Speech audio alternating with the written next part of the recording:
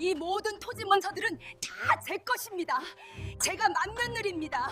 고을 사또와 한양에서 내려온 암행어사 앞에 머리를 산발한 여인이 바닥을 뒹굴며 악을 쓰고 있습니다. 비단옷을 입었으나 흙투성이가 된 그녀, 바로 욕심쟁이 큰며느리 조씨입니다. 그녀의 손에 들린 건 금싸라기 땅 문서인 줄 알았던 수천 양짜리 빚보증 각서 뭉치였지요. 반면 그 맞은편에는 허름한 무명옷을 입은 막내 며느리 덕이가 서 있습니다. 그녀의 손에 들린 건 보석함도 아니요, 금덩이도 아닌 뚜껑이 깨져 볼품없는 장독 하나뿐. 하지만 놀랍게도 천하의 미식가라는 수라간 상궁이 그 깨진 독 앞에서 눈물을 훔치고 있는 게 아니겠습니까? 이 100년을 이어온 종가의 혼이 여기에 살아있구나. 똥물 뒤집어 쓴 맏며느리는 빚더미에 앉고 똥기저귀 갈던 막내 며느리는 임금님의 부름을 받게 된 기막힌 운명의 장난. 도대체 시어머니가 남긴 두 개의 유산에는 어떤 비밀이 숨겨져 있었던 걸까요? 구독과 좋아요로 실버테레비를 응원해주세요. 마을 어귀에 하얀 눈발이 날리던 어느 겨울날이었습니다. 안동 김씨 종갓집 사랑방 문풍지가 파르르 떨리고 있었으니 이는 바깥바람 때문이 아니요, 방 안에서 뿜어져 나오는 살기 때문이었습니다. 시아버지의 3년상이 끝나는 날, 곡소리가 멈추자마자 기다렸다는 듯 주판을 튕기는 소리가 들려옵니다. 아주버님, 아니 문중 어른들, 제 말 좀 들어보십시오. 지난 10수년간 이 집안 제사 모시고 손님 치르느라 제 손에 물 마를 날이 있었습니까? 논열 마지기랑 기와집은 당연히 장손인 저희 몫이죠. 안방마님 자리를 꿰차고 앉은 큰며느리 조씨였습니다. 상복을 벗자마자 언제 슬펐냐는 듯 눈빛이 형형한 것이 마치 먹잇감을 노리는 살쾡이 같았습니다. 그녀의 앞에는 누런 종이 뭉치가 수북하니 쌓여 있었는데 다름 아닌 땅 문서와 집 문서였습니다. 형님, 그래도 저랑 서방님 몫으로 밭 한 떼기는 주셔야 입에 풀칠이라도. 구석의 죄인처럼 무릎 꿇고 앉은 막내 며느리 덕이가 기어들어가는 목소리로 입을 떼보지만 조씨의 표독스러운 눈초리에 금세 말문이 막힙니다. 덕이의 남편은 일찍이 병으로 세상을 떴으니 이 집안에서 덕이는 끈 떨어진 뒤움박 신세나 다름없었지요. 풀칠, 자네는 젊으니까 나가서 품을 팔든 삭바느질을 하든 굶어 죽진 않을 걸세. 하지만 내게는 더 큰 유산을 떼어주지 않나. 조씨가 턱짓으로 가리킨 곳. 그곳엔 하얀 소복을 입은 노파 하나가 멍한 눈으로 허공을 응시하며 침을 흘리고 앉아 있었습니다. 바로 시어머니 박소사였습니다. 헤헤, 꽃이 피었네. 내 저고리에 꽃이 피었어. 박소사는 밥풀이 잔뜩 묻은 저고리를 보며 아이처럼 웃고 있었습니다. 한때 호랑이보다 무섭다던 종갓집 맏며느리의 위엄은 온데간데 없고 그저 오락가락하는 노망든 노인만 남아있을 뿐입니다. 어머니 모시는 게 보통 일인가? 효심 깊은 자네가 맞게. 이게 논밭 백맞이기보다 더 귀한 살아있는 부처님을 모시는 공덕 아니겠나? 조씨는 앓던 이를 뺀 사람처럼 시원하게 웃어 제꼈습니다. 돈 되는 건 제가 다 갖고 돈 까먹는 짐은 동서에게 떠넘기겠다는 신보가 똥통보다 더 고약합니다. 문중 어른들도 헛기침만 크흠 해댈 뿐 기세등등한 조씨 눈치만 보며 누구 하나 나서질 않습니다. 그때였습니다. 으앙, 나 집에 갈래. 무서워. 갑자기 시어머니가 덕이의 치맛자락을 부여잡고 어린애처럼 울음을 터뜨렸습니다. 덕이는 저도 모르게 시어머니의 앙상한 손을 맞잡았습니다. 거칠고 메마른 손. 시집 와서 구박도 많이 받았지만 서방님 잃고 울 때 몰래 부엌에 들어와 누룽지를 쥐어주던 그 손이었습니다. 덕이의 눈시울이 붉어졌습니다. 예, 제가 모시겠습니다. 형님 말씀대로 어머니는 제가 업고 가겠습니다. 덕이의 말에 조 씨의 입꼬리가 귀에 걸립니다. 오냐, 생각 잘했다. 내 인심 썼다. 짐 챙겨 나가는 김에 저기 뒷마당 장독대에 있는 깨진 독도 하나 가져가거라. 내 시어머니가 애지중지하던 거니 꼴 보기 싫어서 그런다. 그렇게 덕이는 쫓겨나게 되었습니다. 등에는 똥 기저귀 찬 시어머니를 업고 손에는 금이 쩍쩍 가서 아무도 거들떠보지 않는 시커먼 장독 하나를 들고서 말입니다. 매서운 칼바람이 덕이의 얇은 무명 저고리를 파고들었습니다. 대문 밖으로 내쳐진 덕이의 뒤로 큰 집 대문이 쾅 하고 닫히는 소리가 마치 천둥 소리처럼 매정하게 들려왔습니다. 어머니, 이제 우리 어디로 가요? 덕이의 물음에 시어머니는 등 뒤에서 그저 알 수 없는 콧노래만 흥얼거릴 뿐이었습니다. 이때는 아무도 몰랐습니다. 그 볼품없는 콧노래가 조선 팔도를 뒤흔들 비법의 전수였음을. 그리고 덕이 손에 들린 저 깨진 장독이 도깨비 방망이보다 더한 요물단지였음을 말입니다. 얼쑤, 좋다. 오늘 밤은 마시고 죽자. 큰며느리 조씨가 차지한 기와집 담장 너머로는 밤새도록 징꽹과리 소리가 끊이질 않았습니다. 마당에는 멍석이 깔리고 기름기 좔좔 흐르는 돼지 수육이며 노릇하게 지져낸 전 냄새가 십리 밖까지 퍼져나갔습니다. 조씨는 몸에 감기기도 아까운 최고급 명주 비단옷을 층층이 껴입고 상석에 앉아 있었습니다. 여봐라, 술이 비었지 않느냐. 시어머니랑 그 찰거머리 같은 동서를 내보내고 나니 10년 묵은 체증이 쑥 내려가는구나. 으하하하. 조씨가 고기 산적을 한 입에 털어넣으며 호탕하게 웃다 그만 사례가 들려 캑캑 거리자 눈치. 빠른 하인들이 등을 두드려 주느라 난리 법석을 떱니다. 그 모습이 흡사 목에 걸린 생선 가시를 빼내는 두꺼비 꼴 같아 지나가던 개도 비웃을 판이었습니다. 하지만 그 시각 덕인의 사정은 정반대였습니다. 마을 끄트머리 다 허물어져 가는 초가삼간. 찬바람이 문풍지 구멍으로 숭숭 들어와 방바닥은 얼음장 같고 천장에 매달린 거미줄만이 유일한 장식품인 곳이었습니다. 아이고 손이야. 덕이는 희미한 호롱불 아래서 남의 집 삭바느질을 하느라 눈이 빠질 지경이었습니다. 손가락은 바늘에 찔려 성한 곳이 없는데 윗목에 누운 시어머니 박 솟아는 코를 드르렁드르렁 골며 천하태평입니다. 어머니 약값이라도 벌려면 오늘 밤에 저고리 2벌은 더 지어야 하는데 덕이가 언손을 호호 불어가며 바늘귀를 꿰려던 찰나였습니다. 배고파, 밥 줘. 갑자기 시어머니가 벌떡 일어나 고함을 치는 바람에 덕이는 놀라 자빠질 뻔했습니다. 방금 저녁으로 멀건 시래기 죽을 한 대접이나 비우셨는데 또 배가 고프다니요. 뱃속에 거지가 들어앉아도 산거지가 앉은 모양입니다.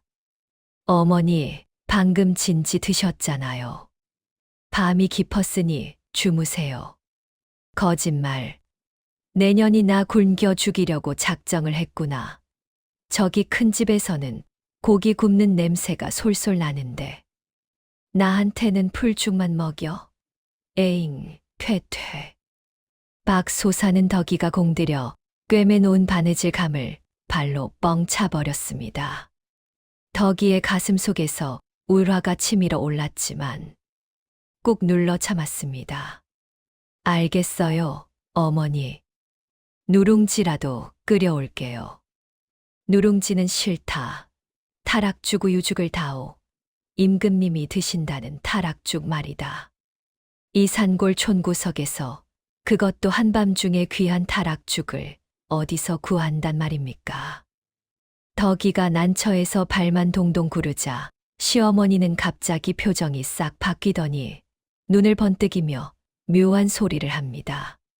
타락죽이 없으면 물이라도 떠오너라.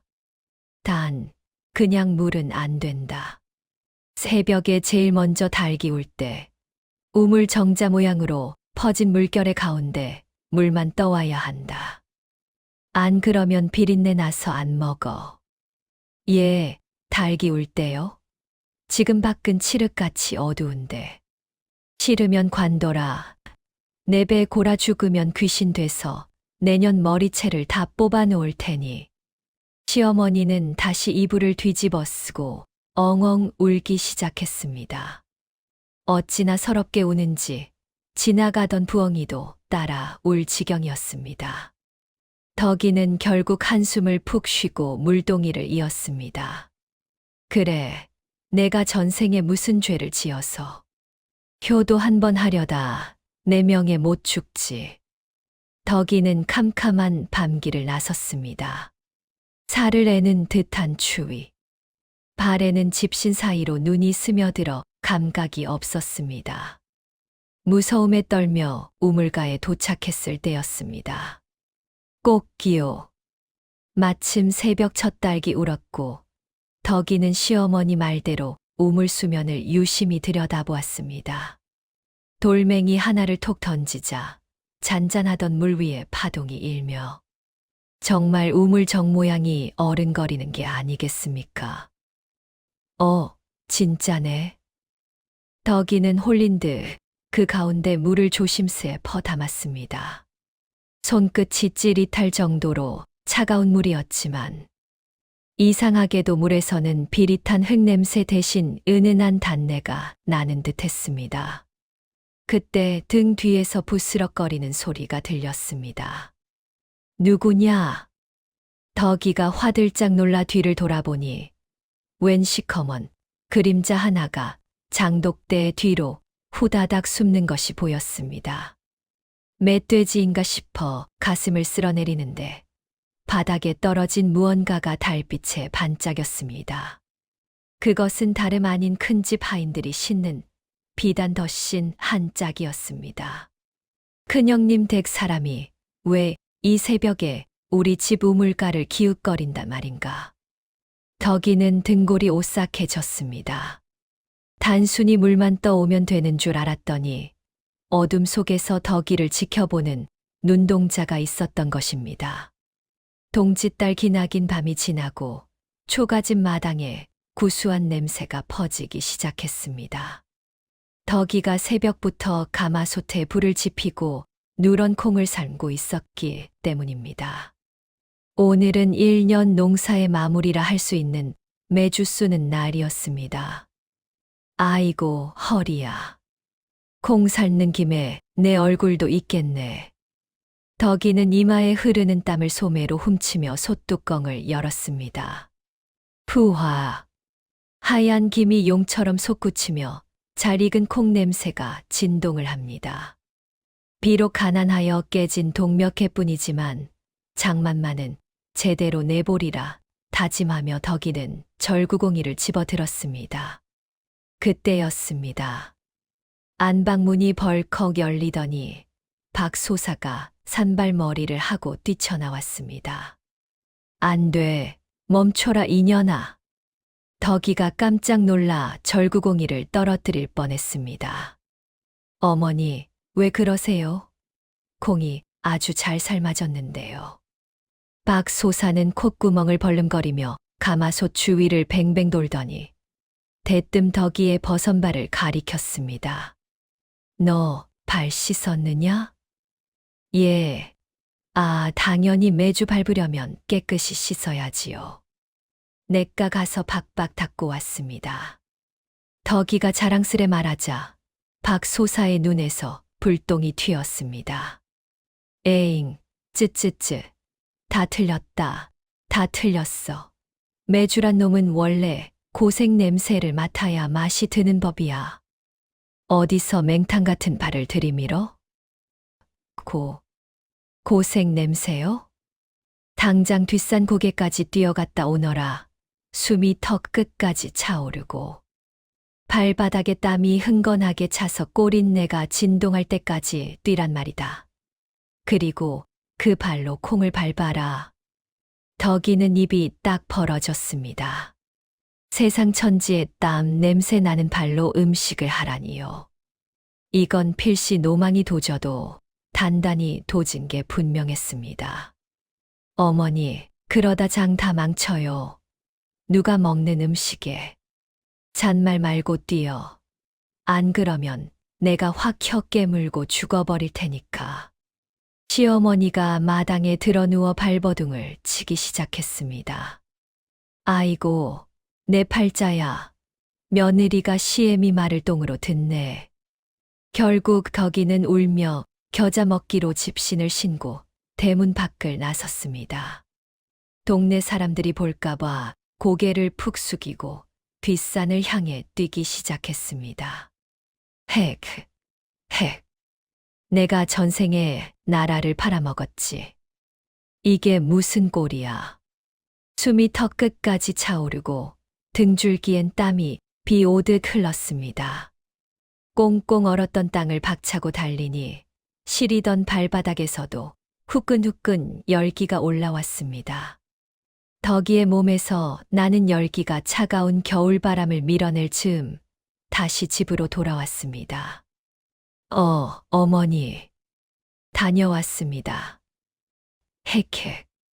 박 소사는 그제야 만족스러운 듯 누런 이를 드러내며 웃었습니다. 그래, 바로 그 냄새야.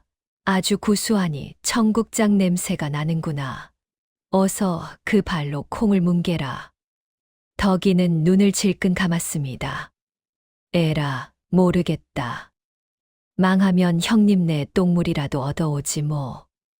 덕이는 땀에 젖은 버선발로 삶은 콩을 밟기 시작했습니다. 쩍. 콩 으깨지는 소리가 유난히 찰지게 들렸습니다. 그런데 참으로 기이한 일이었습니다. 보통 메주를 밟으면 콩 비린내가 나기 마련인데 덕이의 뜨거운 땀과 체온이 닿아서일까요? 으깨진 콩에서 맡아본 적 없는 달큰하고도 깊은 향기가 피어오르는 게 아니겠습니까? 박 소사는 그 모습을 보며 혼잣말처럼 중얼거렸습니다. 그렇고 말고. 장맛은 소금 맛이 아니라 사람의 간절한 열기가 스며야 하는 법이지. 전연의 우라통 터지는 열불이 콩에 들어가야 제맛이 나지. 잠시 제정신으로 돌아온 듯한 시어머니의 눈빛은 무서울 정도로 맑게 빛났으나 땀범벅이 된 덕이는 이를 눈치채지 못했습니다. 그렇게 만들어진 메주 덩어리들은 모양이 제각각이었습니다. 울퉁불퉁하고 투박한 것이 꼭 덕이의 인생 같았습니다. 덕이는 지푸라기로 메주를 엮어 처마 밑에 매달았습니다.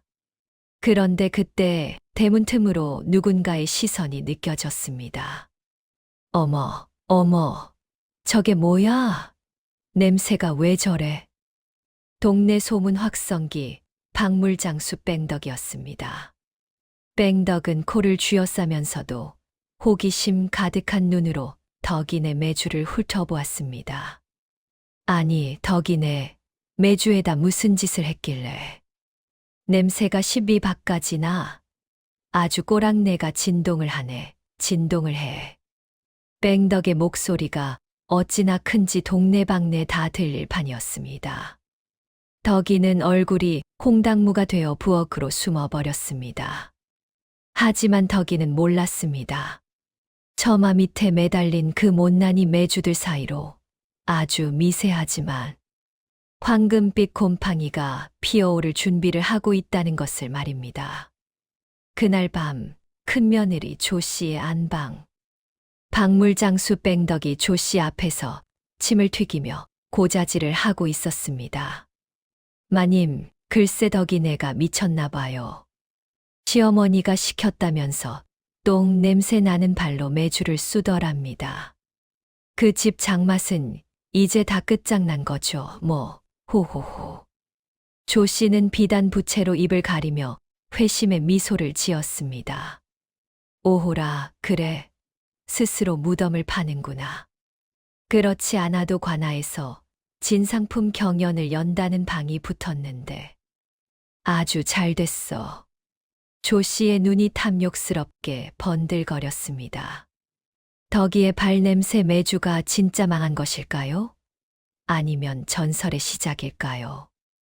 겨우내 쌩쌩 불던 칼바람이 잦아들고 처마 밑 고드름이 녹아 똑똑 떨어지는 봄이 왔습니다. 덕인의 초가집 처마에 매달려 있던 그 못난이 매주들도 바야흐로 장이 될 준비를 마쳤습니다.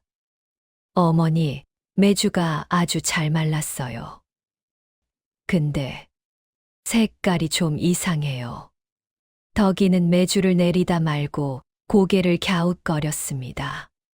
보통 매주에는 하얀 곰팡이가 피기 마련인데 덕이의 땀 냄새가 밴 매주에는 마치 개나리 꽃가루를 뿌린 듯 노란 황금빛 곰팡이가 가득 피어 있었기 때문입니다. 마루에 앉아 졸고 있던 시어머니 박소사가 그 말을 듣자마자 눈을 번쩍 떴습니다. 이년아, 그게 바로 장꽃이라는 것이다. 천하의 명품 장에만 핀다는 꽃이야. 어서 항아리에 담지 않고 뭐 하느냐? 예, 알겠습니다. 덕이는 서둘러 소금물에 매주를 띄우고 숯과 고추를 띄워 장독 뚜껑을 덮었습니다. 이제는 기다림의 시간. 햇볕이 장독을 데우고 바람이 독을 스치며 맛이 들기를 기다려야 했습니다. 그렇게 꼬박 달포가 지났을 무렵, 덕이는 점심 준비를 위해 잘 익은 된장을 한 숟가락 퍼냈습니다. 누런 장독 뚜껑을 여는 순간 부엌 가득히 퍼지는 냄새는 퀴퀴한 매주 냄새가 아니었습니다. 그것은 마치 잘 구운 밥 냄새 같기도 하고 달큰한 꿀 냄새 같기도 한 기가 막힌 향기였습니다. 어머, 냄새가 왜 이리 좋아? 덕이가 냉이 몇 부리를 캐다가 된장 푼 물에 숭덩숭덩 썰어 넣고 보글보글 끓이니 그 구수한 냄새가 담장을 넘어 고갯마루까지 퍼져나갔습니다. 때마침 동네 사랑방 소식을 죄다 물어 나르는 박물장수 뺑덕이가 덕이네 집 앞을 지나고 있었습니다. 킁킁. 아니, 이게 무슨 냄새야? 뱃속에 거지가 들어앉았나? 왜 이리 요동을 쳐? 뺑덕은 냄새에 홀린 듯 덕이네 살인문을 밀고 들어왔습니다. 아이고, 덕이 어멈, 집에 있는가? 내 목이 말라 물 한 사발만 얻어먹으러 왔네. 핑계는 물이었으나 눈은 펄펄 끓는 뚝배기에 꽂혀 있었습니다. 덕이는 맘착하게도 밥상을 내어왔습니다. 어서 오세요, 아줌마. 차린 건 없지만 보리밥에 된장찌개라도 드시고 가세요. 아이고, 뭘 이런 걸 다. 그럼 맛이나 좀 볼까. 뺑덕은 짐짓 사양하는 척하다가 숟가락을 냅다 뚝배기에 꽂았습니다. 후루루룩. 뜨거운 국물이 뺑덕의 목구멍을 타고 넘어가는 순간 뺑덕의 두 눈이 튀어나올 듯 커지더니 숟가락을 든 채 그대로 얼음이 되어버렸습니다. 아줌마, 왜 그러세요? 맛이 없나요? 덕이가 걱정스런 눈빛으로 쳐다보자 뺑덕이 갑자기 상을 치며 비명을 질렀습니다. 아니, 이게 무슨 맛이야? 입안에서 용이 승천하는 맛이네 그려.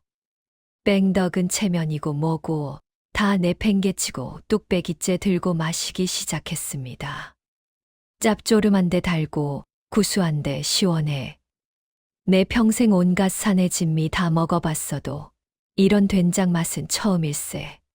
아니, 여기에 뭘 넣은 거야? 산삼이라도 갈아 넣었나? 덕이는 어리둥절하여 머리를 긁적였습니다. 아니요. 그냥 어머니가 시킨 대로 땀 흘린 발로 밟고 새벽 물 떠다 넣은 것밖에 없는데요. 뭐, 그 발냄새 매주가 이거라고? 뺑덕은 믿을 수 없다는 듯 뚝배기 바닥까지 혀로 싹싹 핥아 먹었습니다. 그러고는 번뜩이는 눈으로 덕인의 장독대를 쳐다보았습니다. 허름한 깨진 독, 그 속에 든 것이 황금보다 귀한 보물로 보이기 시작한 것입니다. 덕이 어멈 잘 먹었네. 내 급한 일이 생각나서 이만. 뺑덕은 바바리 턱에 붙은 줄도 모르고 불이 나게 집을 뛰쳐나갔습니다. 그녀의 입은 근질거려 참을 수가 없었습니다. 이 엄청난 소식을 가장 비싸게 사줄 사람에게 달려가야 했으니까요. 잠시 후 큰 기와집 안방. 큰 며느리 조 씨가 비단 이불에 누워 오이를 얼굴에 붙이고 마사지를 하고 있을 때였습니다. 마님, 대박 사건입니다요. 뺑덕이 헐레벌떡 뛰어 들어왔습니다. 호들갑 떨지 말고 말해라. 덕이네 쌀독이라도 바닥났다고 하더냐? 그게 아닙니다요. 덕이네 된장 맛을 봤는데. 세상에 제가 태어나서 먹어본 것 중에 제일 맛있습니다. 임금님 수라상에 올라가는 장맛보다 더 기가 막혀요. 조 씨가 벌떡 일어나며 얼굴에 붙인 오이가 툭툭 떨어졌습니다. 뭐라고? 그 냄새나는 늙은이랑 멍청한 년이 만든 게 맛있다고? 내년 혀가 잘못된 거 아니냐? 아이고, 제 목을 걸고 맹세합니다요. 그 집 장독대에서 황금 냄새가 납니다. 그 비법만 알면 우리 고을, 아니 조선 팔도 돈을 다 긁어 모을 텐데요. 조 씨의 가느다란 눈이 뱀처럼 차갑게 빛났습니다. 시기와 질투 그리고 탐욕이 뒤섞인 불길이 그녀의 가슴 속에서 활활 타올랐습니다. 건방진 것들. 감히 내 집에서 쫓겨난 주제의 나보다 잘 살아. 그 꼴은 내 눈에 흙이 들어가도 못 보지. 조 씨는 서랍에서 엽전 꾸러미를 꺼내 뺑덕에게 던져주었습니다. 이건 수고비다. 그리고 오늘 밤 사람을 하나 불러와라. 담을 잘 넘는 놈으로다가. 예, 담을요? 그래. 그 황금 장독 내가 가져와야겠다. 큰 며느리의 입가에 섬뜩한 미소가 번졌습니다. 덕인의 마당에 들이운 달빛 위로 검은 그림자가 서서히 다가오고 있었습니다. 달빛조차 구름 뒤로 숨어버린 야심한 시각. 개미 새끼 한 마리 얼씬거리지 않는 덕인의 초가집 담장 너머로 시커먼 그림자 하나가 훌쩍 넘어왔습니다. 큰 며느리 조 씨가 거금을 주고 고용한 장터에서 손버릇 나쁘기로 소문난 도둑, 날쌘 돌이었습니다. 히히. 늙은이랑 여편네 둘뿐이니 식은 죽 먹기지. 도리는 발소리를 죽이며 장독대로 살금살금 다가갔습니다. 조 씨 마님이 내린 지령은 하나. 가장 냄새가 좋고 귀해 보이는 장독을 훔쳐라. 헌데 장독대 앞에 선도리는 고개를 갸웃거렸습니다. 뭐야, 죄다 깨지고 금간 독뿐이잖아. 이런 데에 무슨 보물이 있다고. 그의 눈에 들어온 건 덕이가 아껴 쓰는 금간 독세개와 구석의 뚜껑이 아주 야무지게 닫혀있는 배불뚝이 항아리 하나였습니다. 도리는 킁킁거리며 냄새를 맡아보려 했으나 하필이면 며칠 전부터 코감기가 심하게 걸려 콧구멍이 꽉 막힌 상태였습니다. 에이씨, 코가 맹맹해서 알 수가 있나. 그래도 저게 제일 멀쩡해 보이니 저거겠지. 도리가 구석에 있는 배불뚝이 항아리를 들어 올리려던 찰나였습니다. 드르렁, 컥, 푸아. 안방에서 천둥치는 소리가 들려왔습니다. 시어머니 박소사의 코 골는 소리였습니다. 도둑 제발 저린다고 도리는 깜짝 놀라 항아리를 놓칠 뻔했습니다. 그런데 그때 방문이 벌컥 열리더니 하얀 소복을 입은 박소사가 몽유병 환자처럼 비틀비틀 걸어 나오는 게 아니겠습니까?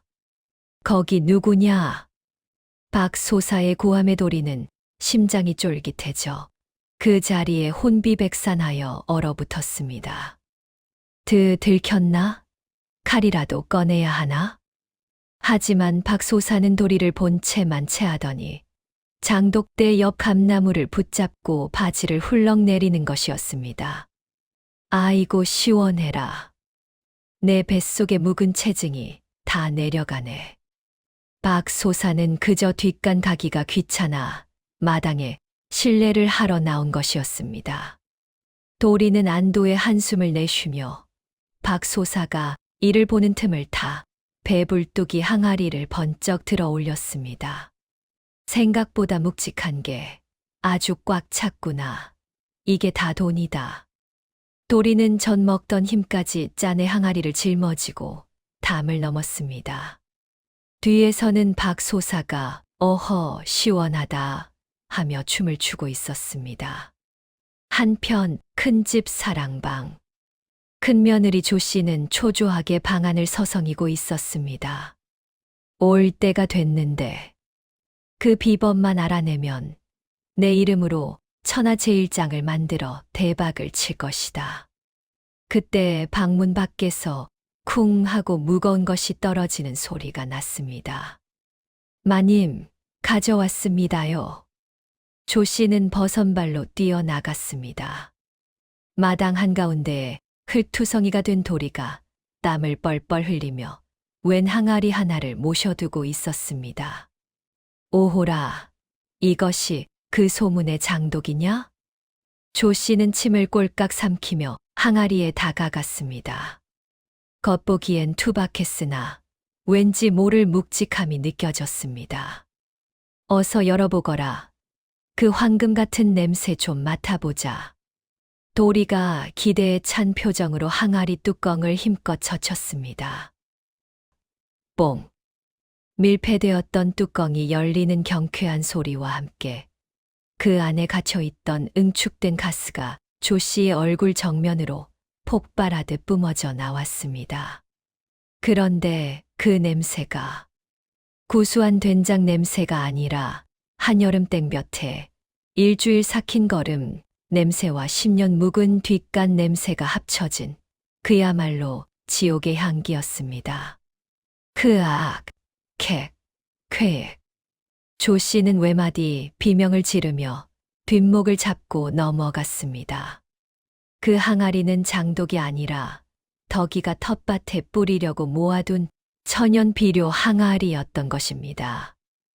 야, 이 멍청한 놈아. 똥독을 훔쳐오면 어떡해. 조씨는 헛구역질을 해대며 옆에 있던 호미를 집어 던졌습니다. 도리는 코가 막혀 영문을 모른 채 눈만 껌뻑이다가 아니 마님, 이게 제일 무거웠다니까요? 하고 억울해했습니다. 그 난리통에 항아리가 엎어지며 시커먼 똥물이 조씨의 그 비싼 비단 치마폭을 적셨습니다. 아이고, 내 치마, 내 비단, 썩 꺼져라, 이 도둑놈아. 큰집 마당은 순식간에 아수라장이 되었습니다. 고상한 척하던 조씨가 똥물을 뒤집어 쓰고 방방 뛰는 모습은 마치 굿판에 미친 무당 같아 하인들도 입을 틀어막고 웃음을 참느라 얼굴이 시뻘개졌습니다. 다음 날 아침 덕이네 집. 덕이는 마당에 나와 기지개를 켜다 깜짝 놀랐습니다. 어머, 어머니, 텃밭 거름 주려고 모아둔 똥통이 없어졌어요. 마루에 앉아 아침 햇살을 쬐던 박소사가 피식 웃으며 말했습니다. 걱정 마라. 똥개가 똥을 물어간 개지. 대신 우리 밭에는 더 좋은 거름이 생길 게다. 박 소사의 시선은 깨진 독 안에서 황금빛으로 익어가는 진짜 된장을 향해 있었습니다. 욕심쟁이 형님이 똥물을 뒤집어 쓴 줄은 꿈에도 모르는 덕이는 그저 고개를 갸웃거릴 뿐이었습니다. 이상하다. 똥통을 훔쳐가서 어디다 쓰려고. 며칠 뒤 고을관아 앞 게시판에 붉은 인장이 찍힌 방이 붙었습니다. 장터 사람들은 구름대처럼 몰려들어 웅성거렸습니다. 여보게 임금님께서 수라를 통 못 드신다지 뭔가. 그러게 말일세. 산의 진미도 다 모래알 씹는 것 같다며 물리신다니. 나라의 큰 근심이야. 방의 내용은 이러했습니다.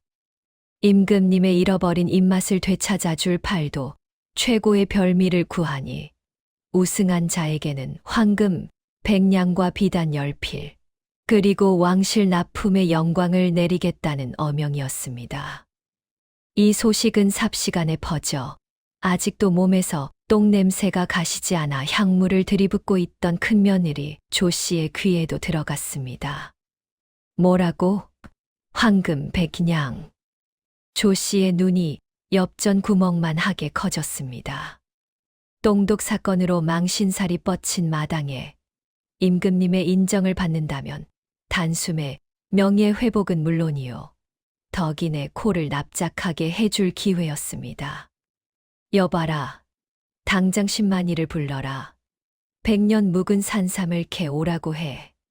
아니, 곰 발바닥이랑 전복도 싹 다 쓸어와. 조 씨는 광에 쌓아둔 돈을 물쓰듯 퍼부었습니다. 비싼 재료가 곧 맛있는 음식이라는 저작거리 졸부다운 멍청하고도 단순한 생각이었지요. 큰집 부엌은 전국 각지에서 올라온 진귀한 재료들로 발 디딜 틈이 없었습니다. 반면 덕인의 초가집 부엌은 썰렁하기 그지없었습니다. 덕인은 텅 빈 뒤줄을 긁으며 한숨을 쉬었습니다. 휴. 나도 경연에 나가고 싶은데. 쌀 한 톨도 간당간당하니 원. 상금도 상금이지만 덕이는 평생 고생만 하신 시어머니께 비단옷 한 벌 해드리고 싶은 마음이 굴뚝 같았습니다. 하지만 가진 재료라고는 뒤뜰 장독대와 텃밭에 널브러진 무청뿐이었습니다. 그때 윗목에서 자고 있던 박소사가 부스스 일어났습니다. 얘야, 왜 땅이 꺼져라 한숨이냐? 땅속에 돈이라도 묻어놨냐? 어머니, 그게 아니라 관아에서 요리 대회가 열린다는데 우리는 고기 한 근 살 돈이 없잖아요. 덕이의 말에 박소사가 코웃음을 쳤습니다. 고기. 임금님은 삼시세끼 기름진 고기만 드셔서 속이 느글느글한 양반이야. 그런 분께 또 기름을 들이밀어. 쯧쯧, 미련한 것들. 박소사는 비틀거리는 걸음으로 부엌 구석으로 가더니 바짝 말라 비틀어진 시래기 한 뭉치를 덕이에게 던졌습니다. 자, 이걸로 국을 끓여라. 덕이는 황당해서 입을 다물지 못했습니다. 어머니, 이건 소 여물로도 안 쓰는 뻣뻣한 시래기잖아요. 이걸 어떻게 임금님 상에. 잔말 말고 불려. 그리고 육수는 멸치 대가리랑. 그래, 쌀뜨물을 받아라. 아주 뽀얗게. 박소사의 눈빛이 또다시 묘하게 번뜩였습니다. 기억하거라. 가장 천한 재료가 가장 귀한 몸을 살리는 법이다. 시래기의 거친 숨결이 임금님 뱃속의 기름기를 싹 걷어낼 것이야. 덕이는 반신반의했지만 지금까지 시어머니 말대로 해서 손해본 적은 없었기에 시래기를 물에 불렸습니다. 바싹 말라 부서질 것 같던 시래기가 쌀뜨물을 머금자 마치 봄비를 맞은 풀잎처럼 부드럽게 되살아났습니다. 덕이는 뭉근한 불에 시래기를 삶고 그 황금빛 된장을 한 숟가락 듬뿍 풀어 넣었습니다. 순간 초라한 부엌에 마법 같은 향기가 피어올랐습니다. 고기 한 점 안 들어갔는데도 구수하면서도 코끝을 쨍하게 울리는 시원한 냄새. 그것은 마치 고향의 흙냄새와 어머니의 품속 냄새를 합쳐놓은 듯 했습니다. 경연대회가 열리기 하루 전날 밤. 큰며느리 조 씨는 첩자를 통해 덕이가 경연에 참가한다는 소식을 들었습니다. 뭐라, 그 거렁뱅이 년이 감히 내 앞길을 막아. 게다가 메뉴가 시래기 된장국이라고? 푹. 조 씨는 배를 잡고 웃었지만 이내 눈빛이 매섭게 변했습니다. 지난번 박물장수 뺑덕이 했던 말이 떠올랐기 때문입니다. 입안에서 용이 승천하는 맛이라는 그 된장만 말입니다. 혹시라도 임금님이 그 천한 맛에 혹하시면 내 계획이 물거품이 된다. 안 되지. 절대 안 되고 말고. 조 씨는 하인 머스민 칠성이를 불렀습니다. 칠성이는 힘은 장사지만 머리가 좀 모자란 하인이었습니다. 칠성아, 너 쥐고기 먹어봤느냐? 헤헤, 없어서 못 먹습죠. 오늘 밤 덕이네 집에 몰래 들어가거라. 그리고 그 집 부엌에 걸린 메주랑 장독에다가 이것을 뿌려라. 조 씨가 건넨 것은 쥐를 잡을 때 쓰는 독한 독약 가루와 시커먼 재였습니다. 못 먹게만 만들어라. 아주 냄새만 맡아도 구역질이 나게 말이다. 성공하면 내일 소한 마리를 잡아주마. 소한 마리요? 예, 염려 마십시오 마님. 칠성이는 침을 질질 흘리며 어둠 속으로 사라졌습니다. 비열한 음모가 덕인의 부엌을 향해 기어가고 있었습니다. 과연 덕이의 소중한 된장과 시래기는 무사할 수 있을까요? 운명의 날이 밝았습니다. 먼동이 트기도 전 칠흑 같은 새벽. 덕이는 부스스한 눈을 비비며 부엌으로 향했습니다. 오늘이 경연날이니 서둘러 장을 챙겨야지. 어머니, 새 옷 해드릴 생각하니 벌써 가슴이 뛰네. 덕이는 설레는 마음으로 부엌 문을 활짝 열었습니다. 그리고 그 순간 들고 있던 호롱불을 바닥에 쨍그랑 떨어뜨리고 말았습니다. 이게 무슨 일이야? 부엌은 그야말로 난장판이 되어 있었습니다. 처마 밑에 곱게 매달아 두었던 메주 덩어리들은 쥐가 파먹은 듯 바닥에 나뒹굴고 있었고, 가장 중요한 된장 항아리는 뚜껑이 깨진 채 시커먼 재가 잔뜩 뿌려져 있는 게 아니겠습니까? 아이고, 내 된장, 내 메주. 덕이는 바닥에 주저앉아 으스러진 메주 덩어리를 부여잡고 통곡했습니다. 어떤 천벌 받을 놈이 이런 짓을. 이제 다 끝났어. 제가 들어간 장을 어떻게 임금님께 올린단 말이야. 부엌 바닥에는 칠성이가 허둥지둥 도망치다 흘린 집신 한 짝과 하얀 가루가 흩뿌려져 있었습니다. 멍청한 칠성이는 독약 가루가 바람에 날려 제 눈에 들어가는 바람에 항아리엔 재만 뿌리고 독약은 바닥에 다 쏟아버린 모양이었습니다. 덕이의 곡소리가 담장을 넘을 즈음 안방 문이 열리고 박소사가 나왔습니다. 아침부터 왜 청승을 떨고 지랄이냐? 재수없게. 어머니. 흑흑. 이것 좀 보세요. 누가 장독에 재를 뿌리고 메주를 다 지식여놨어요. 우린 이제 경연이고 뭐고 다 망했어요. 덕이는 눈물 콧물 범벅이 되어 시어머니 발목을 잡고 울었습니다. 그런데 난장판이 된 부엌을 쓱 훑어본 박소사의 반응이 기가 찹니다. 망하긴 누가 망해. 아주 제대로 됐구만. 예, 그게 무슨 말씀이세요?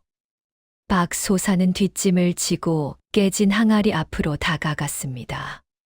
그러고는 손가락으로 항아리 위에 수북이 쌓인 재를 푹 찍어 맛을 보는 게 아니겠습니까? 퇴퇴, 에이, 짜다. 이건 그냥 아궁이 재 아니냐. 박소사는 혀를 차더니 덕이에게 소리쳤습니다. 야, 이년아. 숯도 태운 나무고 재도 태운 나무야.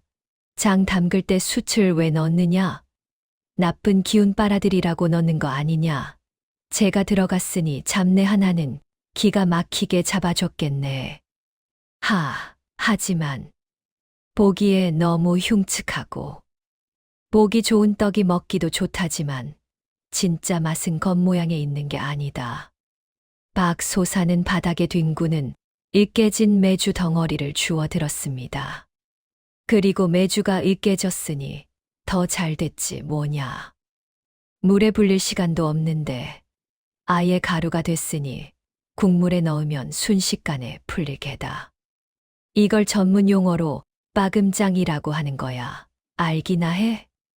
사실 빠금장은 급하게 담가 먹는 장을 말하는 건데 으깨진 메주를 갖다 붙이는 건 순전히 박소사의 억지 논리였습니다.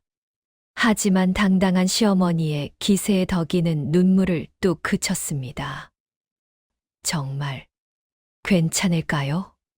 잔말 말고 윗부분만 걷어내. 그 밑에는 황금이 숨어 있으니까. 덕이는 시어머니의 불호령에 정신을 차리고 항아리 윗부분에 재 묻은 된장을 걷어냈습니다. 그러자 검은 재 밑에서 마치 진을 속의 연꽃처럼 노란 속살을 드러낸 된장이 영롱한 빛을 뿜어내고 있었습니다. 재가 덮여있던 덕분에 향이 밖으로 새 나가지 않고 더욱 꽉 응축된 듯했습니다. 어머, 냄새가 더 진해졌어요. 그렇지, 액땜했다 치고 어서 챙겨라. 늦으면 삿도 나으리 불벼락 떨어진다. 박소사는 의기양양하게 곰방대를 물었습니다. 사실 박소사의 손은 덜덜 떨리고 있었습니다. 며느리 앞이라 큰 소리 쳤지만 누군가 자신들을 해코지하려 했다는 사실에 분노가 치밀어 올랐던 것입니다. 어떤 놈인진 몰라도 내 며느리 눈에서 눈물 나게 한 놈. 피눈물 흘리게 해주마. 잠시 후 관아 앞마당. 진상품 경연 대회가 열리는 곳은 그야말로 축제 분위기였습니다. 전국 팔도에서 내로라 하는 요리사들이 모여들었고 구경꾼들로 발 디딜 틈이 없었습니다. 큰며느리 조 씨는 화려한 가마에서 내렸습니다. 그녀의 뒤로는 하인들이 최고급 횡성 한우, 금산 인삼, 완도 전복 등 보물 같은 식재료를 줄줄이 이곳 따르고 있었습니다. 오호호, 칠성이가 일을 잘 처리했겠지. 그 거지 같은 년들은 코빼기도 안 보이는구나. 조 씨는 부채로 입을 가리며 회심의 미소를 지었습니다. 심사위원석에는 고을 사또와 한양에서 내려온 무려 수라간 출신 상궁이 근엄한 표정으로 앉아 있었습니다. 참가자들은 준비한 요리를 시작하시오. 북소리가 둥둥둥 울리고 요리사들의 칼질 소리가 요란하게 시작되었습니다. 조 씨는 여유롭게 하인들에게 지시하며 산삼을 달인 물에 고기를 재우기 시작했습니다. 그런데 그때였습니다. 관아 입구 쪽에서 웅성거리는 소리가 들려왔습니다. 잠시만요. 잠시만. 늦어서 죄송합니다. 머리에는 헝클어진 쪽진 머리, 옷에는 숯검댕이 묻은 덕이가 깨진 항아리를 머리에 이고 헐레벌떡 뛰어들어오는 게 아니겠습니까? 그 뒤로는 박소사가 집신을 손에 들고 쫓아오고 있었습니다. 아이고, 내 다리야. 같이 가 이년아. 조 씨의 눈이 휘둥그레졌습니다. 아니 저것들이 칠성이가 분명 처리했다고 했는데. 덕이는 숨을 헐떡이며 조 씨 옆자리에 짐을 풀었습니다.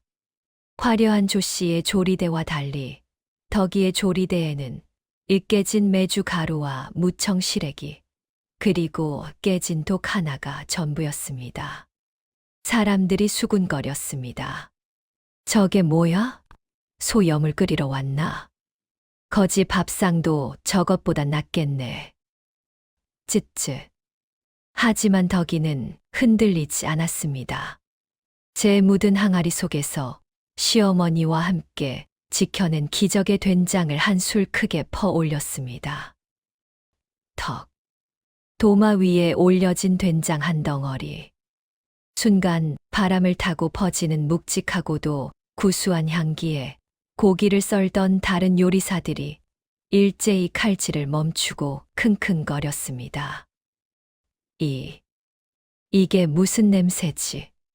조 씨의 얼굴이 사색이 되었습니다.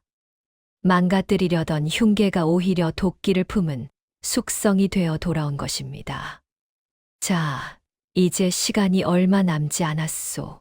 서두르시오. 관아 마당은 요리사들이 내뿜는 열기로 후끈 달아올랐습니다. 큰 며느리 조 씨 쪽은 그야말로 눈이 부실 지경이었습니다.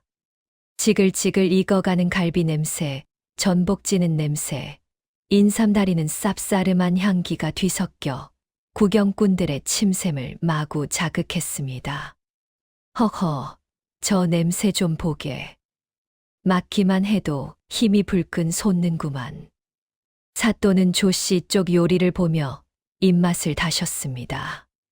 반면 덕인의 아궁이 앞은 고요했습니다. 화려한 양념도 비싼 고명도 없었습니다. 그저 무쇠솥에서 보글보글 끓고 있는 누런 국물과 투박하게 찢어 넣은 시래기가 전부였습니다. 하지만 그 단순함 속에 숨겨진 내공이 서서히 드러나기 시작했습니다. 조 씨네 음식 냄새가 기름지고 무거워 코를 피로하게 할 즈음, 덕인의 솥뚜껑 틈으로 새어나온 구수한 된장 향기가 마치 산들바람처럼 그 느끼함을 씻어내고 있었던 것입니다. 그만 손을 떼시오. 마침내 징소리가 울리고 임금님 수라상에 올릴 심사가 시작되었습니다. 먼저 조 씨의 차례였습니다. 비단 보자기를 걷어내자 황금 접시 위에 인삼 전복 갈비찜이 위용을 뽐냈습니다. 오, 보기만 해도 배가 부르구나. 사또가 갈비 한 접을 뜯었습니다.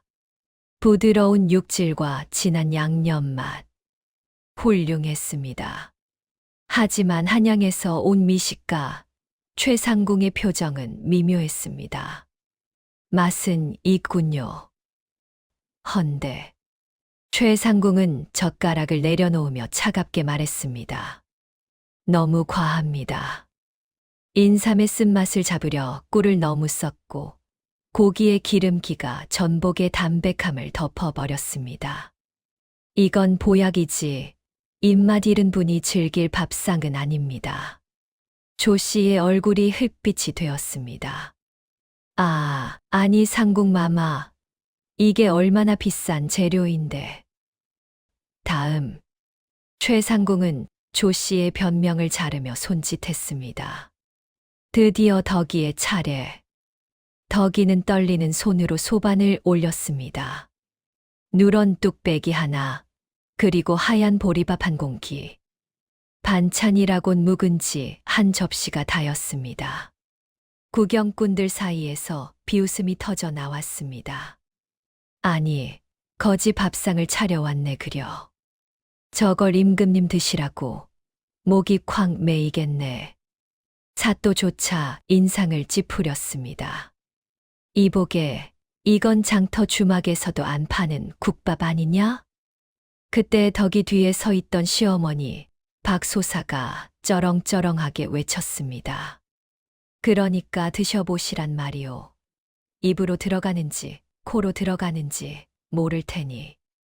박소사의 기세에 눌린 사또가 마지못해 숟가락을 들었습니다. 국물은 으깨진 메주 가루가 풀어져 걸쭉했고 시래기는 거무튀튀했습니다. 후루루룩 사또가 국물을 한 모금 삼켰습니다. 순간 사또의 눈이 동그랗게 떠지더니 숟가락질이 빨라지기 시작했습니다. 후룩, 쩝쩝, 후루룩. 아니, 사또, 채통을 지키시오. 옆에 있던 이방이 말렸지만 사또는 뚝배기에 코를 박고 정신없이 퍼먹기 바빴습니다. 시원하다. 속이 뻥 뚫리는구나. 아니, 고기 한 점 없는데 어찌 이리 깊은 맛이 난단 말이냐? 가장 중요한 건 최상공의 반응이었습니다. 깐깐하기로 소문난 최상공이 국물을 맛보더니 천천히 눈을 감았습니다. 침이 꼴깍 넘어가는 소리만 들리는 가운데 최상공의 눈가에서 주르륵 눈물 한 방울이 흘러내렸습니다. 상공마마, 맛이 너무 짭니까? 덕이가 놀라 묻자 최상공이 고개를 저으며 입을 열었습니다. 아닙니다. 그리워서 그럽니다. 예. 어릴 적 열병을 앓고 났을 때 어머니가 끓여주시던 그 맛입니다. 화려하지 않지만 아픈 속을 다독여주는 맛. 으깨진 콩 알갱이가 혀를 간지럽히고 거친 시래기가 씹을수록 단맛을 내는군요. 최상공은 칠성이가 뿌렸던 재 때문에 생긴 불량마저 정확히 짚어냈습니다. 게다가 끝맛에 살짝 스치는 이 탄내. 마치 숯불에 구운 듯한 훈연향이 입맛을 확 돋웁니다. 이것이야말로 잃어버린 입맛을 되찾아줄 치유의 맛입니다. 우와! 구경꾼들이 환호성을 질렀습니다.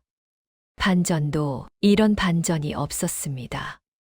그 모습을 지켜보던 큰며느리 조 씨는 부들부들 떨었습니다. 말도 안 돼. 저 개죽 같은 게 1등이라고. 이건 사기야. 전현이 뚝배기의 아편이라도 탄 게 분명해. 조 씨가 악을 쓰며 난동을 부리려던 찰나. 시어머니 박 소사가 앞으로 쓱 나서며 조 씨의 앞을 가로막았습니다. 사기, 호호호, 내년이 훔쳐간 똥 항아리 맛은 좀 어떠하더냐? 뭐야. 그리고 어젯밤 내 메주 밟아놓은 놈한테 전해라. 덕분에 메주가 잘게 부서져서 국물이 아주 진하게 우러났다고 말이다. 고맙다, 이년아. 박 소사의 일갈에 조 씨는 얼굴이 홍당무처럼 불그락푸르락해졌습니다.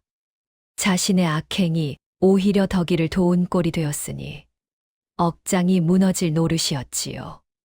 승자, 안동 김씨 가문의 막내 며느리, 덕이. 사또의 판결이 내려지자 덕이는 다리에 힘이 풀려 주저앉았습니다. 어머니, 우리가 해냈어요. 관아 밖에서 뽀얀 먼지를 일으키며 급한 소식을 전하는 말이 달려왔습니다. 급보요, 급보. 파발꾼이 사또에게 건넨 서신에는 놀라운 내용이 적혀 있었습니다. 임금님이 직접 맛을 보고 싶다며 우승자를 한양군꼴로 불러올리라는 어명이었습니다. 그리고 또 하나. 드디어 때가 되었구나. 박 소사의 눈빛이 더 이상 치매 노인의 것이 아니었습니다. 그녀는 헌 옷소매 속에 숨겨두었던 진짜 유산의 정체를 꺼낼 준비를 하고 있었습니다. 경연대회 열기가 채 가시기도 전 관아 마당 한 구석에서 날카로운 비명이 터져 나왔습니다. 이건 무효야, 사기다. 전현들이 내 비법을 훔쳐간 게야. 큰며느리 조 씨가 머리채를 풀어헤치고 사또 앞으로 뛰쳐나왔습니다. 사또 나으리, 저는 이 안동 김씨 가문의 종부입니다. 가문의 비법으로 만든 장맛은 당연히 제 소유이지요. 저 천한 것이 만든 건 다 제 것을 도둑질한 겁니다. 조 씨는 품속에서 비단 보자기에 쌓인 누런 문서 뭉치를 꺼내 흔들어댔습니다. 보십시오.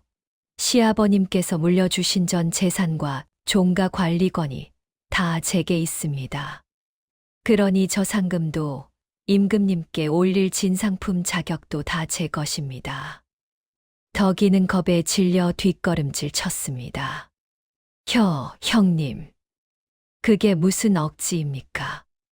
닥쳐라. 넌 뼈 빠지게 일이나 했지. 가문의 주인은 나야. 조 씨의 기세가 어찌나 등등한지 사또조차 난처한 표정으로 문서를 들여다보려던 찰나였습니다. 아가리 닥치지 못할까. 천둥소리 같은 호통이 관아 마당을 쩌렁쩌렁 울렸습니다. 모두의 시선이 한 곳으로 쏠렸습니다. 그곳엔 방금 전까지 허리가 굽어 비틀거리던 노파 박소사가 서 있었습니다. 그런데 모습이 달랐습니다. 굽었던 허리는 대나무처럼 꼿꼿하게 펴져 있었고 흐릿하던 눈동자는 호랑이처럼 형형하게 빛나고 있었습니다. 입가에 흘리던 침 따위는 온데간데 없었습니다. 어머니? 조 씨가 눈을 의심하며 말을 더듬었습니다. 노망이 나으셨습니까? 박소사는 콧방귀를 뀌며 성큼성큼 조 씨 앞으로 걸어갔습니다. 그 위압감이 어찌나 대단한지 조 씨는 저도 모르게 뒷걸음질을 쳤습니다. 노망, 내가 미치지 않고서야 내년에 그 시커먼 속을 어찌 다 들여다보았겠느냐. 그게 무슨.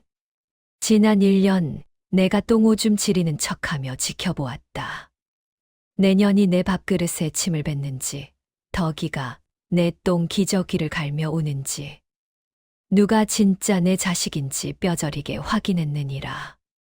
박소사는 조 씨 손에 들린 문서 뭉치를 낚아채더니 사또 앞에 휙 던졌습니다. 사또, 그 문서를 자세히 보시지요. 그게 딱 문서인지 저승길 문서인지. 사또가 의아해하며 문서 뭉치를 펼쳤습니다. 맨 위에는 그럴싸한 논반 문서가 있었으나 그 뒤로 줄줄이 엮인 종이들을 넘기던 사또의 표정이 점점 일그러지기 시작했습니다. 이 보시오, 조 씨 부인. 이걸 알고 가져간 것이오? 예, 당연하죠. 노른자위 땅 문서들 아닙니까? 허허. 무식하면 용감하다더니. 이건 땅 문서가 아니라 연대보증각서와 체납세금 독촉장들이지 않소. 예. 조 씨의 눈이 튀어나올 듯 커졌습니다. 그럴 리가. 시아버님이 금고 가장 깊은 곳에 숨겨두셨던 건데. 박소사가 차갑게 웃으며 말했습니다. 그래, 깊이 숨겨뒀지. 우리 영감님이 젊은 시절 친구 빚보증을 잘못 썼다가 날린 땅들이니까. 가문의 수치라 숨겨둔 빚문서를 내년이 욕심에 눈이 멀어 꿀단지인 줄 알고 냉큼 집어간 게야. 조 씨는 다리에 힘이 풀려 그 자리에 주저앉았습니다. 지난 1년 큰 집에서 잔치를 벌이며 쓴 돈도 빚, 앞으로 갚아야 할 돈도 빚. 그녀에게 남은 건 산더미 같은 빚더미뿐이었습니다. 그럼 진짜 유산은? 조 씨가 떨리는 손으로 덕이를 가리켰습니다. 설마 전현한테. 박소사는 덕이의 손을 따뜻하게 잡았습니다. 덕이야, 내가 들고 온 그 깨진 장독. 뚜껑을 열어보거라. 덕이는 얼떨떨한 표정으로 헐렁해진 장독 뚜껑을 열었습니다. 된장을 다 퍼내고 바닥을 긁자 그 밑에 숨겨져 있던 주먹만한 검은 항아리가 하나 더 나왔습니다. 이중 바닥으로 된 항아리였던 것입니다. 박소사가 그 작은 항아리의 밀랍을 깨트리자 순간과나 전체가 숨을 죽였습니다. 코를 찌르는 냄새가 아니라 온몸의 감각을 깨우는 듯한 깊고 검은 향기. 그것은 100년이 넘도록 안동 김씨 가문의 며느리들에게만 전해져 내려온다는 전설의 씨간장이었습니다. 이 간장 한 방울이면 맹물도 진국이 되고 죽어가던 사람 입맛도 살린다. 황금 천냥을 줘도 못 바꾸는 우리 집안의 진짜 보물이다. 박 소사는 눈물을 글썽이는 덕이를 보며 미소 지었습니다. 이 간장은 숨쉬는 온기처럼 살아있는 마음을 가진 자만이 지킬 수 있다. 욕심으로 가득 찬 내 형님 손에 들어갔다면 벌써 썩어 문드러졌을 게다. 똥오줌 받아내며 묵묵히 견딘 내 효심이 이 간장을 지켜낸 것이다. 사또와 구경꾼들은 저도 모르게 고개를 숙여 박수를 보냈습니다. 조 씨는 넋이 나간 사람처럼 멍하니 씨간장 항아리를 바라보았습니다. 자신이 훔쳐간 똥물 항아리와 덕이가 지켜낸 씨간장 항아리. 그 극명한 대비에 치욕스러움이 밀려왔습니다. 으앙, 다 내 거야. 내가 맏며느리라고. 조 씨는 악을 쓰며 씨간장 항아리를 뺏으려 달려들었습니다. 하지만 그 순간 관아문이 열리며 붉은 관복을 입은 암행어사가 들이닥쳤습니다. 멈춰라, 어명이시다. 암행어사의 손에는 상소문이 들려 있었습니다. 조 씨는 들어라. 내가 빚을 갚기 위해 고을 양민들의 고혈을 짜내고 고리대금놀이를 했다는 상소가 빗발쳤다. 여봐라, 저 탐욕스러운 죄인을 포박하라. 나으리, 억울합니다. 저는 빈문서인 줄 몰랐단 말입니다. 포졸들이 조 씨를 끌고 가는 동안 박 소사는 덕이의 어깨를 감싸 안으며 나지기 말했습니다. 보아라. 하늘은 스스로 돕는 자를 돕고 뿌린 대로 거두는 법이다. 어느덧 계절이 2번 바뀌어 다시금 매화가 흐드러지게 핀 봄이 찾아왔습니다. 구멍이 숭숭 뚫려 비가 새던 덕이네 초가집은 온데간데 없고 그 자리에는 번듯한 기와집이 들어서 있었습니다. 대문 앞에는 임금님이 하사하신 천하임이라는 현판이 금빛으로 번쩍이고 있었지요. 덕이네 집은 이제 단순한 살림집이 아니라 조선 팔도에서 가장 맛있는 장맛을 보려는 손님들로 문전성시를 이루는 맛집이 되었습니다. 자자, 줄을 서시오. 번호표 없는 분은 내년에 오시오. 박물장수 뺑덕이 이제는 어엿한 지배인이 되어 입구에서 손님들을 통제하고 있었습니다. 그녀의 허리춤에는 엽전 꾸러미가 두둑하니 얼굴에 개기름이 좔좔 흐릅니다. 마당 한가운데에는 비단옷을 곱게 차려입은 덕이가 우아하게 장독을 닦고 있었습니다. 어머니, 날이 참 좋지요? 오늘 점심에는 어머니 좋아하시는 쑥버무리를 해드릴까요? 대청마루, 호랑이 가죽 위에 앉아 곰방대를 물고 있는 박소사.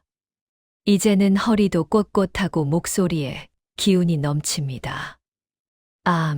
좋고 말고. 헌데 덕이야, 부엌 쪽이 좀 시끄럽지 않느냐? 신입이 일을 제대로 안 하는 모양이다. 박소사의 매서운 눈길이 향한 곳은 부엌 뒷문이었습니다. 그곳에는 쭈그려 앉아 산더미처럼 쌓인 설거지를 하고 있는 한 여인이 있었습니다. 다 해진 무명옷에 머리는 산발을 하고 콧물 자국이 말라붙은 얼굴.